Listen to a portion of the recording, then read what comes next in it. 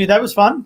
Towards the end of that 50 overs, which took its time, we enjoyed the ebb and flow of the one-day international game, which we've missed for a while. But we did see that T20-esque sort of finish. And what a debut to remember from Krunal Pandya. We'll discuss that partnership of 112 in just 61 balls that's taken India's score to 317 for 5 in this first ODI on ESPN Cricket for Matchday, powered by Realme X7 5G and X7 Pro 5G. Ian Bell with me. First up, Sanjay Manjrekar. Let's get his thoughts on what was a very entertaining 10 overs of cricket towards the end. Sanjay.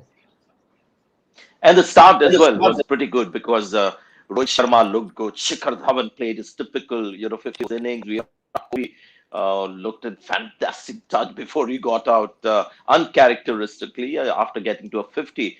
But that flourish is exactly what India needed, and perhaps the reason why Krunal Pandya was in the side. If Hardik doesn't get you, Krunal will. It's amazing, the Pandya brothers and the Pandya family. What a big day for them. Today watching their kids and, the two out there in the middle making an impression. But another significant thing that happened for India was KL Rahul, finding some form, and towards the end, some of those, KL Rahul shots that we've loved over the years when he's been at the top of his game was seen, especially that, the one that he dug out, a full-length delivery from Mark Wood that went for a flat 6. That was like a confirmation that maybe his self-confidence is back.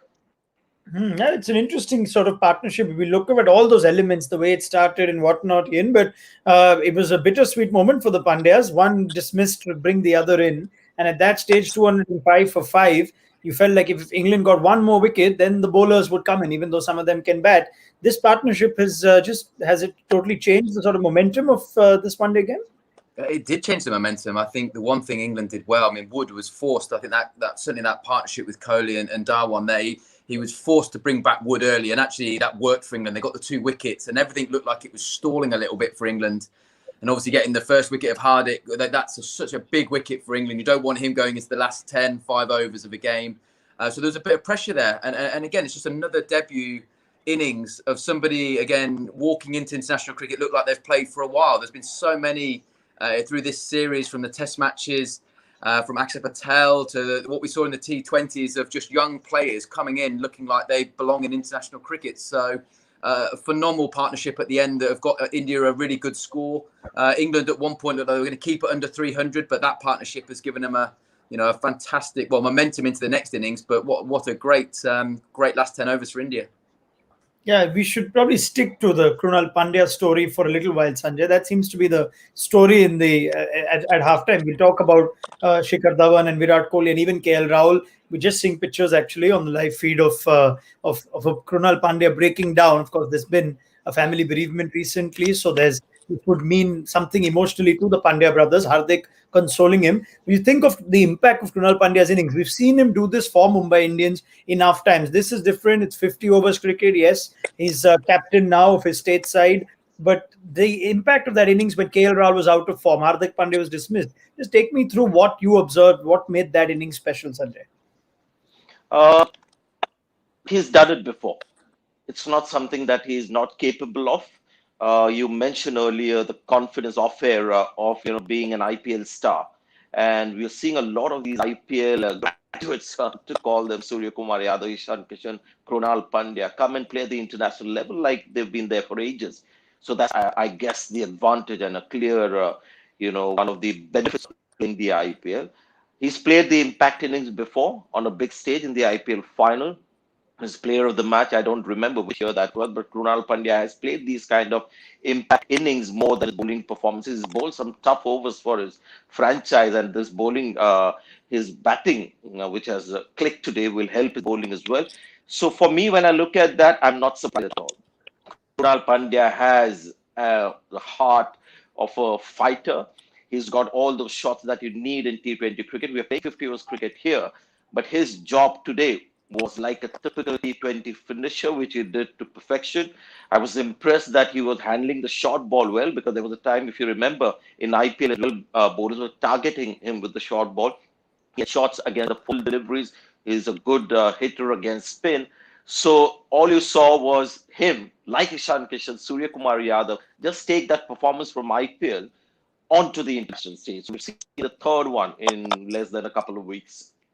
Yeah, and what we've interestingly seen is he was given the nod to play that all-rounders role at number 7, Ian, and he had no problem hitting Mark Wood, who, of course, comes with his pace over extra cover, straight down the ground. There was that 1-6 that he reacted and hit off third man. We saw the pickup shot on the leg side. Seems like a batsman at number 7 who can play 360 degrees.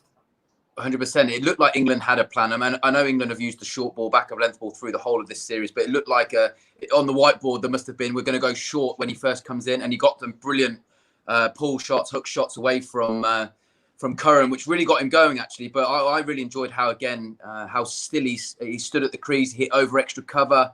We've talked about his strung through the leg side, but also the uppercut as well over third man with the pace.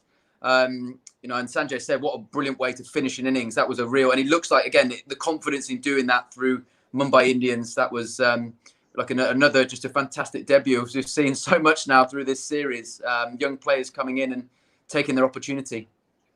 Okay. Sticking with you, Ian, could England have bowled a little better, though, in those last 10? Yes, it looked like it got a little bit clouded in their thinking. What we haven't seen yet is that anyone go to real, consistent Yorkers, go full and straight, still persisting with back of a length, trying the change-ups, cross-seam deliveries, but India have reacted so well to that now. So there's maybe a little bit of thinking to go there. They probably wouldn't be overly happy. And probably it was a little bit in that in the T20 as well. The last couple of overs in the T20 and that last 5 overs there, they haven't executed probably how they would like. So that's an area of concern. I thought, again, tactically, through the middle, they pulled it back. They really did a good job. Mark Wood coming back, getting a massive wicket of Kohli. So they did a lot of the hard work to make it easier for them going into the last 10, because they had 2 guys relatively on low scores, no set batters. But the execution just wasn't quite right for them today. All right. We really want to get into that one, Ronak, if you're going to ask me that same question. Because I tweeted about it, after the last T20 international, I tweeted about how many short balls England seamers had bowled compared to Indian seamers. And there were 50% of the balls that the England seamers bowled that were in the short area as compared to India, who were 30%. So I thought the short ball tactic was a surprise in the first T20 international, and it worked beautifully for England. Since then, India have just got better and better. Namely, Shreyas Iyer found a way to tackle the short ball. Krunal Pandya found a way today. So I think England now have to look at plan B. If the short ball doesn't work, go back to plan B and try and mix it up, get the ball up there. I'd love to see the B. I don't think there are too many balls that are hitting the stumps. The old adage, Ronak, it might be old-fashioned, but it holds a lot of sense. When you have batsmen dominating on a good batting pitch, if you're bowling where the ball is going to hit the stumps, you have a chance. When the batsman misses, at least that batsman gets out. The short ball, the problem that you have is the shots that you play against short ball, the ball will eventually or always go behind square on the off and leg in the V behind. And there are hardly any players there. The advantage of keeping it full on occasions is if the batsman takes you on, there are more feeders to catch that ball. So yes, short ball tactic was good in the first T20 international, but now England have to revisit it and get that ball up there. It could be in the slot as well. It could be full. There were hardly any Yorkers. They have to start doing that for their own good. All right, let's discuss the top of the Indian innings. The tail was very good with the finish that Rahul and Krunal Pandya provided. But Shikhar Dhawan, who continues to be this very affable character in Indian cricket, Sanjay, even if he's dropped from the T20I side after 1 or 2 games, he's had his ups and downs in the Test format. But come one day international cricket, Shikhar Dhawan just knows what to do, even if he's doing it after very long. If you're dreaming of a temperament that you'd want to have as a batsman, Shikhar Dhawan is the one that you want. Because he's not in the league of, Rohit Sharma, Virat Kohli with the kind of talent that he has. But boy, what an attitude. And today as well, not doing well in the T20 series, just carried his form from 50 overs. Today, I thought he played especially well. Not just that he, came close to getting 100. Some of the shots that he played against Moeen Ali, making room and hitting him over mid-off and then playing a leg glance. There were a couple of superb pull shots. So it was an especially, good innings all around the park. And it's just amazing how he's added this range of shots quietly over the years. And that he's become such a good 50 overs player. I mean, every year he's getting better and better. It's always been his best format. And today was a proof of a guy who's just getting better with age in a format that he loves. Yeah, sometimes I guess because he doesn't maintain his place in all three formats, Ian, we tend to forget how important Shikhar Dhawan is to the Indian ODI side. He's got runs at ICC events. He's played 140 games now. He's got nearly 6,000 runs. He's got 17 international hundreds. In many cases, you think that's a case to already be called an ODI great of sorts, and he just continues to do it even when he's approaching 36. Yeah, a phenomenal record, and probably goes a bit under the radar, as you've mentioned, with Rohit and Virat there as well. Obviously, great players. So yeah, he goes about his business. And again, I thought as his innings went on, we started to see the cut shots, the pull shots that you think so much. If you miss your area back of a length, then he hurts you. And some of the slog sweeps as well that you just, in my mind, when I watch him play well, you started to see. So it's a shame for him not to go on and get 100. But I thought, again, the partnership up front is a little bit different. I think England will come hard in that power play. I think India soaked up the pressure. They got through actually a tricky spell there. I thought Wood charging in. I think it did enough with that little bit of new ball, but the platform was set. Actually, India looked back at one point, they could have got a lot more than what they got today. And in India get that platform like the way that Rohit and Dhawan played there, they're going to get a lot of runs in this series. So yeah, a fantastic innings. Just disappointed for himself as well that he didn't go on and get 100. Yeah. It looked like he meant business, Shikhar Dhawan, but Virat Kohli certainly meant business. Sanjay came in and almost added a different gear to the ODI innings. 56 of 60 eventually. This thing, he looks so good for the time that he's there. It's something that we're getting used to maybe in the last 12 or 18 months, that a Kohli who has his eye in also can get out for less than 100. He set such high standards that we expect nothing less but himself to cruise to 100. But somehow we're watching Virat Kohli's supremacy for a little shorter period of time. Does that in any way tell you anything? Just a quick point on what I found different about Virat Kohli's today. I think he was especially focused on Adil Rashid. Some talk. I think we had a little point that we made on our show. Maybe he doesn't watch the wrist spinners as closely because there have been a couple of times that he's been deceived by Adil Rashid with the ball coming back in today. He batted superbly against him. There was a pull shot that he played to a ball that wasn't very short, just to put to rest any speculation or doubts about his reading Adil Rashid. So that apart, we got out today. I think he was cruising to 100, Ronak. He was well said. It was on autopilot mode. I dare say the T20 instinct, playing the ball in the air. That particular shot that he played, if you remember, he's played a lot of those shots in the T20 series against the fast bowler. And it was a typical T20 shot that he played in the air to be out caught. Virat Kohli, that we know in 50 overs cricket, rarely goes aerial around that time. He does that only towards the end of the innings. So that was perhaps a spillover of the T20 reactions as a batsman that came over. But he was on autopilot to get 100 for sure. All right. 61st ODI 50. You wouldn't mind that? We sit and keep count of hundreds, but 61 ODI 50s is not bad. Just quick word on the impact of Ben Stokes with the ball. It does look like Stokes, the bowler, is now at least to full fitness. Even during the Test series, Ian, we're wondering whether Ben Stokes is bowling at his best. Is he fit enough to give Joe Root in the Tests and Owen Morgan in white ball cricket enough bowlers? Still has that sort of impact every time he comes on, knack of picking up wickets. Yeah, 100%. And I think that's where today showed why we, as an England side, we need to get him in the game. Because, again, Moeen Ali had a pretty tough day. I think he went at 9s. Rashid went at 7s. So, again, Ben Stokes being able to, I think, bowled 8 overs, picking up 3 wickets. That's where that 6th bowler was valuable for England today. And yeah, he's a bit of a golden arm. It wasn't all perfect. He went for a few boundaries up front. He was under a little bit of pressure, I think, in his first couple of overs. But his mentality and attitude is he's going to keep coming, whatever's going on around him, and manage to find a way of getting those 3 wickets. So he'll be pleased with his work. And as I said, for England, it's important getting him in the game with bat and ball because he's a match winner for us. All right. Well, let's take a bit of a breather from this game itself. And we save it for the ODIs for this innings break show, not in the pre-show. But I hope Sanjay Manjrekar is ready to do a little better in his quizzing this time. The questions not are make a difference. Ian Bell is good at this. It's time to have some fun. It's time for our Realme Power of 5.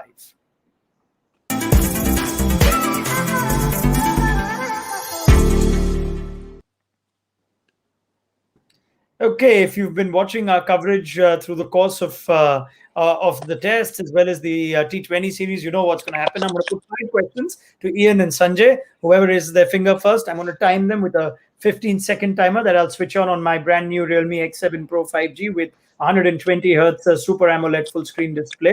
And whoever gets their question right, I'll give them some points, and we'll see how the scoreline reflects towards the end of this. So 5 questions coming away. Sanjay has already got that nervous, almost a partially disgusted look that I'm going to do this to him again.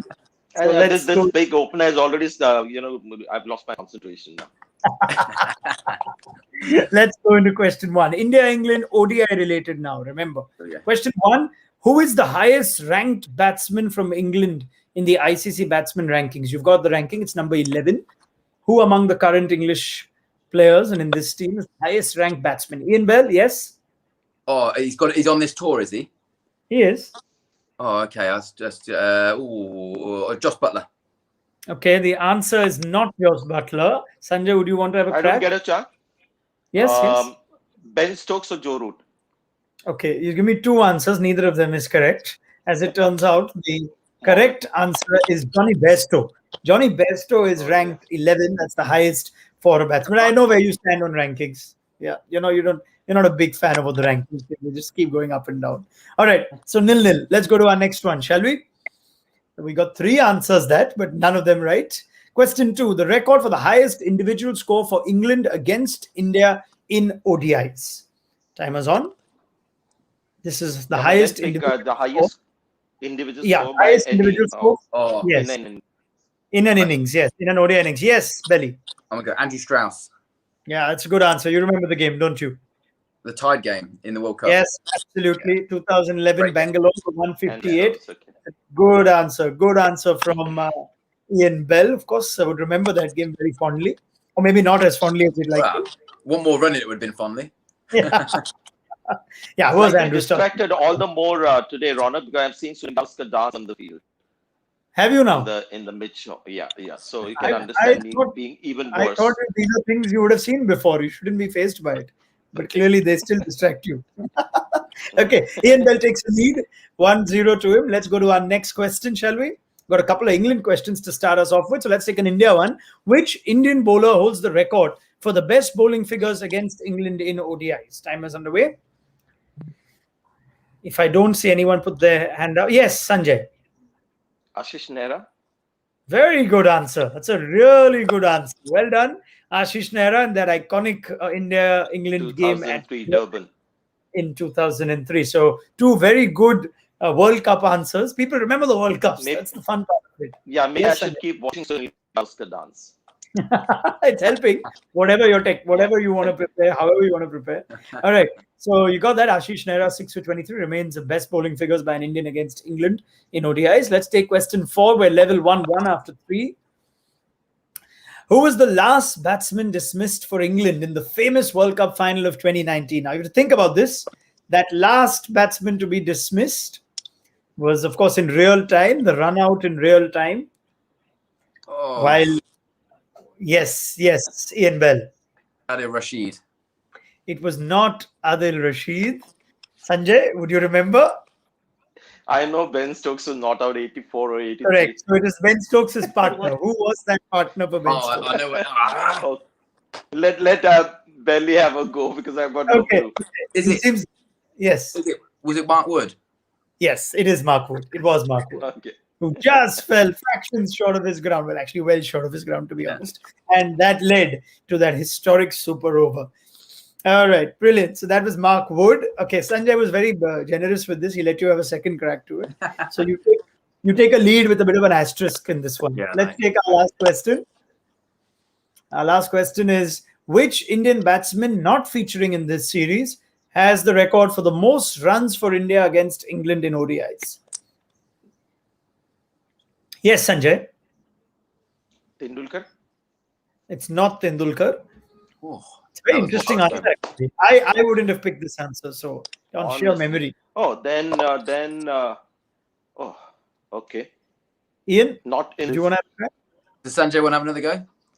Sanjay, would you have like another go? He's returning Yeah, the. so he's the not in this series. So you've got to look at a prolific India one-day player.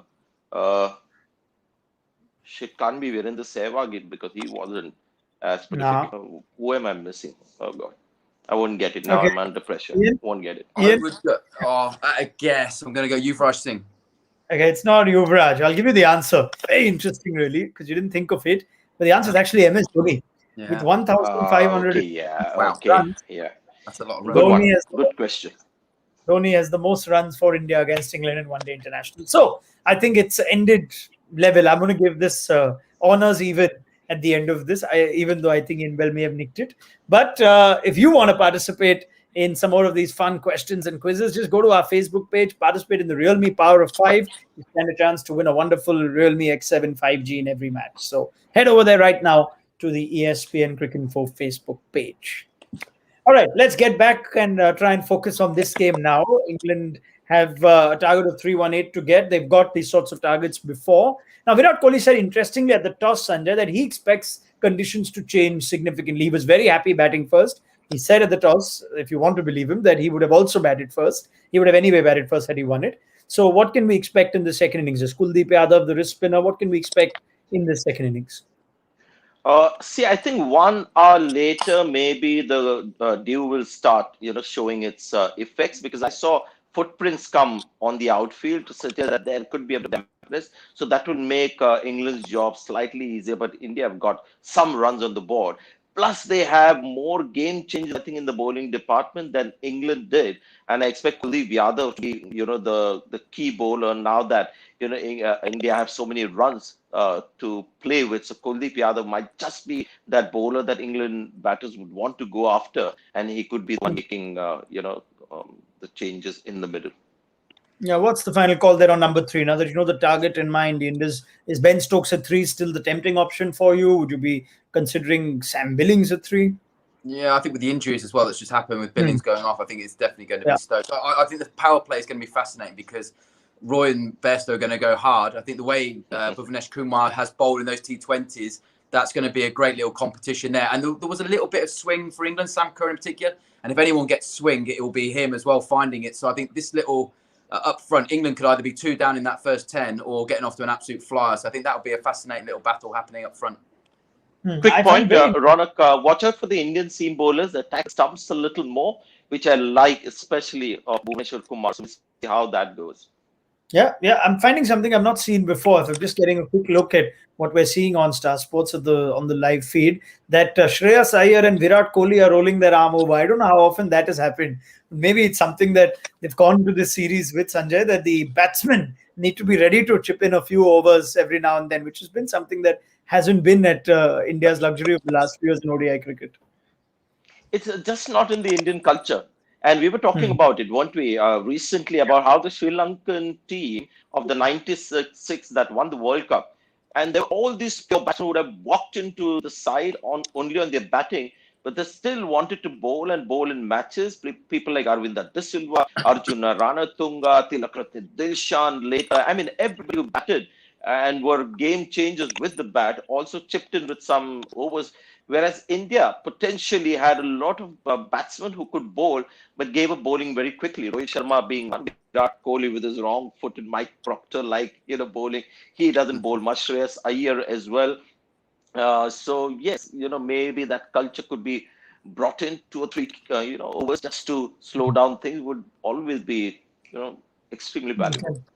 On that point, we're talking about slowing down things. Maybe I'll have the two of you just give me a word on what we can do to just help improve over it. It seemed to be bad in the T20s. It wasn't up to speed in the tests. And now here we should have had a scheduled finish at 5 p.m. And I think we went significantly over.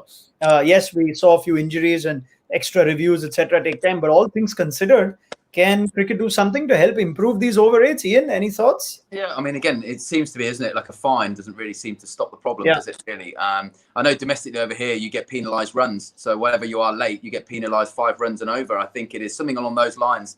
I mean, that would be interesting in high pressure games if all of a sudden, it's not necessarily like financial. It's more actually going to affect the game you're in. Might be something that would make people hurry around getting them in. But it is a worrying case. Again, T20s and 50 over cricket. taking much longer than really should be happening. Yeah, fair point. Sanjay, thoughts? Other sports tend to use innovative ways to try and get the game disciplined when it comes to time. It's just respecting the time of the viewers and everyone involved in covering the game, because you're not sort of giving more action time, you're just giving more idling time for people to watch. So, I mean, it's a no-brainer for me. I've been on this for a number of years. It's got to be runs penalty, and the team that is bowling slowly have to complete their overs. Otherwise, the runs penalty also could be used in certain situations to benefit yourself. So bowl your overs, but if you're late by so many, runs penalty, and that will work like magic. And you'll see that nobody will be then bowling their overs slowly. They'll bowl it within the stipulated time once they know that there's a penalty. I've seen Virat Kohli bowl 17 overs an hour when he wants to win test matches quickly. All right, yeah, fair enough. Something for the administrators of the game to consider. And let's be fair, this isn't going at one captain or the other. Almost all captains in international cricket are guilty at some point or the other of poor over rates. All right, thank you very much, Ian Bell and Sanjay Manjrekar. Let's pick up this conversation at the end of England's chase. It's such a formidable white ball team, an ODI team. They are nearly at full strength with their batting, with the exception of Joe Root. So this should make for a very good chase, and we'll pick up the conversation on ESPN Cricket for Matchday, powered by Realme X7 5G and X7 Pro 5G.